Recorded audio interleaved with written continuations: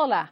O Produto Interno Bruto brasileiro voltou a crescer. Aumentou 1% no primeiro trimestre deste ano, interrompendo uma queda que já durava 24 meses.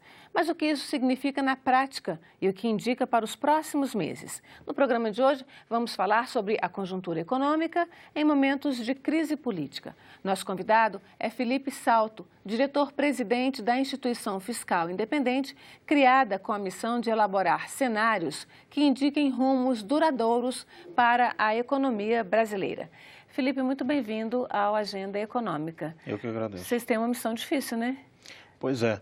O desafio da Instituição Fiscal Independente, criada há pouco tempo, no final do ano passado, é justamente esse, o de colocar luz sobre as contas públicas, sobre os números da economia e tentar fazer o contraditório, trazer informações que possam ajudar a entender melhor o que está acontecendo com a conjuntura do país. Antes, então, da gente detalhar essa conjuntura, vamos dar uma olhadinha nos principais números divulgados pelo IBGE, nos números do PIB. Vamos ver.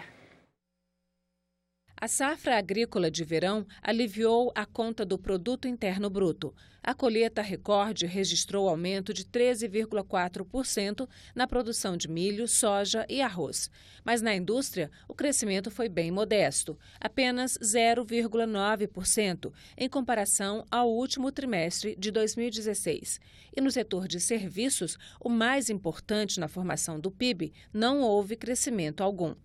A conta dos três setores juntos dá o crescimento total de 1% sobre o trimestre anterior anunciado pelo IBGE. Mas essa mesma conta, quando comparada ao mesmo período de 2016, ainda indica queda de 0,4%. Felipe, vocês fazem um relatório mensal, quer dizer, a IFE existe há poucos meses, né? Foi criada no fim de 2016, mas vocês já estão trabalhando com relatórios mensais, exatamente analisando a conjuntura econômica a partir desses números que são divulgados todos os meses pelo Banco Central e diversos outros órgãos criados com essa função. Qual é a avaliação que vocês fazem desse crescimento de 1% do PIB e o que isso significa, o que a gente deve esperar aí como cenário? Olha, a IFE, Instituição Fiscal Independente, foi criada em novembro passado, de 2016, e tem um objetivo principal que eu tenho repetido muito, que é colocar luz sobre as contas públicas. A transparência é o primeiro passo para que a gente possa começar a discutir as coisas com maior clareza. Mas, apesar de a gente ter uma base de dados muito grande sobre previdência, sobre gastos públicos em geral, e mesmo sobre tributação, esses dados não são tão bem organizados. Então, as instituições como a IFE, ao redor do mundo, são cerca de 30 países que têm organismos similares a esse, servem para isso, para ajudar a analisar as informações e dar uma opinião independente, quer dizer, que possa servir de contraponto à opinião oficial, à opinião do governo. Então, o que nós avaliamos, respondendo a sua pergunta mais diretamente sobre esse dado do PIB, é que ele sim é positivo, porque já mostra uma recuperação incipiente, mas, como sempre, o diabo mora nos detalhes. Quando a gente olha o que aconteceu com os principais setores do lado da oferta, a agricultura, como mostrou o resumo do início do programa, foi o principal destaque em razão de fatores atípicos. Quer dizer, que você teve uma safra de verão, né? Que é sempre a maior safra, né? Pois é. Então, essa safra, recorde que poucas pessoas estavam projetando com tanto detalhe, né? E que a intensidade ia ser tão grande, ela explica o 90% desse crescimento de 1%. E a indústria e os serviços continuam andando de lado, como a gente diz, continuam parados. Agora, do lado da demanda, é importante registrar. O consumo continua caindo na casa de 2%, quando a gente olha em relação ao mesmo período do ano passado, e os investimentos estão despencando cerca de 4%.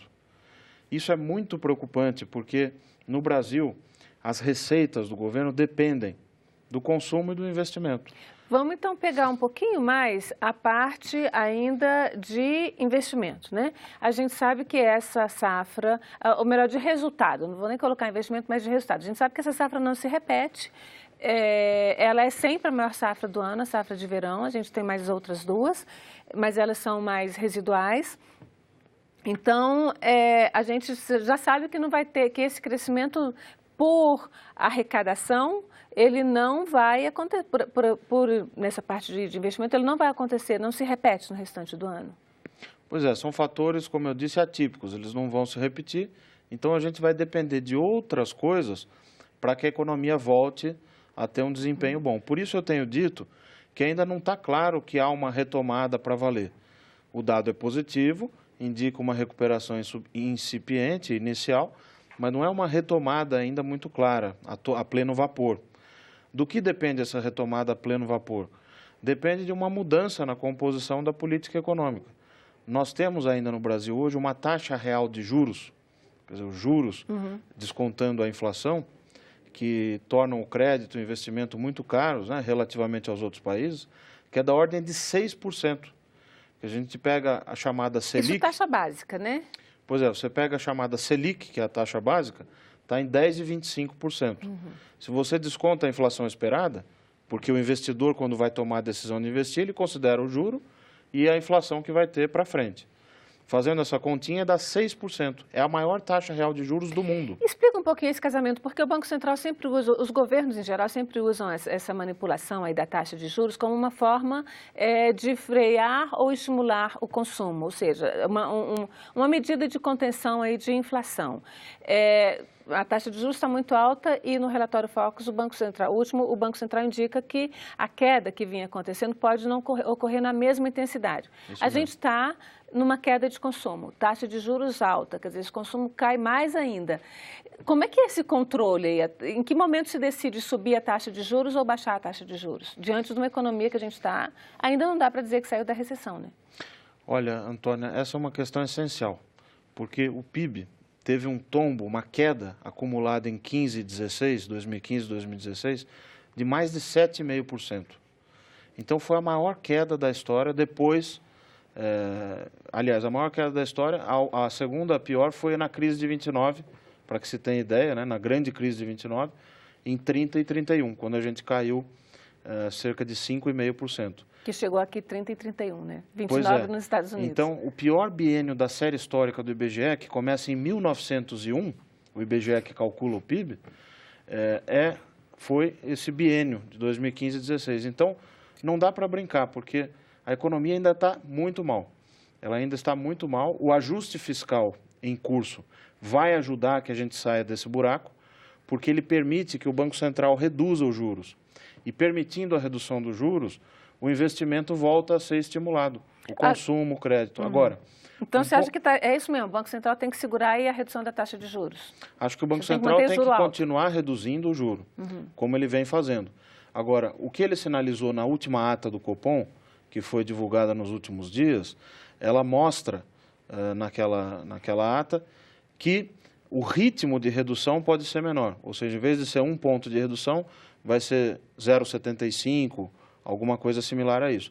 Seria importante que o Banco Central continuasse reduzindo 1 ponto percentual, porque isso gera economia fiscal. Cada ponto nos juros são 30 bilhões de reais que a gente economiza no custo da dívida. Isso, quando o Banco Central aumenta a taxa de juros, ele está aumentando automaticamente a dívida do governo. Como é que é isso? O governo aumenta a sua própria dívida? Pois é, isso precisa ficar bem claro, porque o juro não pode ser manipulado ao bel prazer. Quer dizer, o Banco Central não pode, de repente, dizer que da noite para o dia ele vai reduzir de 10 para 5. Por que que não pode? Porque há um objetivo a ser atingido, que é o controle da inflação. Agora, a inflação está super controlada. Quando a gente pega o IPCA 15, o último dado divulgado, que é até o dia 15 de maio, acumulado em 12 meses para trás, a inflação está em 3,7%. Até porque você não tem demanda, você tem inflação de oferta ou de demanda. A gente não tem demanda e a oferta está caindo cada dia mais. Então, é a recessão mesmo, né? Pois é. Agora, então, é essencial que o Banco Central continue reduzindo, sim, os juros. Isso é bom para a economia. Do nosso ponto de vista, da instituição fiscal independente, nós não vamos dizer nunca o que deve ser feito ou o que não deve ser feito, mas a gente pode analisar, sim, os resultados das decisões. Quer dizer, a continuidade do ciclo de queda de juros é essencial para que a gente volte a crescer. Como o ajuste fiscal faz com que o gasto do governo fique contraído, fique contido, então esse canal de expansão do PIB fica também mais amarrado. Portanto, sobra para o Banco Central, para o juro, o único canal que ainda existe algum grau de liberdade para a gente estimular a tomada de investimento. né? Então a gente vai fazer um rápido intervalo, a gente volta no próximo bloco. Eu queria que você falasse, já vou antecipar o que vai ser o começo do próximo bloco, que você falasse um pouquinho exatamente sobre essa decisão de contenção das despesas públicas, já que você tocou na crise de 29 nos Estados Unidos. Eu vou lembrar que em 29 nos Estados Unidos o governo norte-americano, para sair da crise, fez exatamente o oposto que o governo brasileiro fez hoje. Quer dizer, eles aumentaram o gasto a toda prova e tiraram os Estados Unidos da crise. Mas eu queria que você falasse sobre isso no próximo bloco. Voltamos já.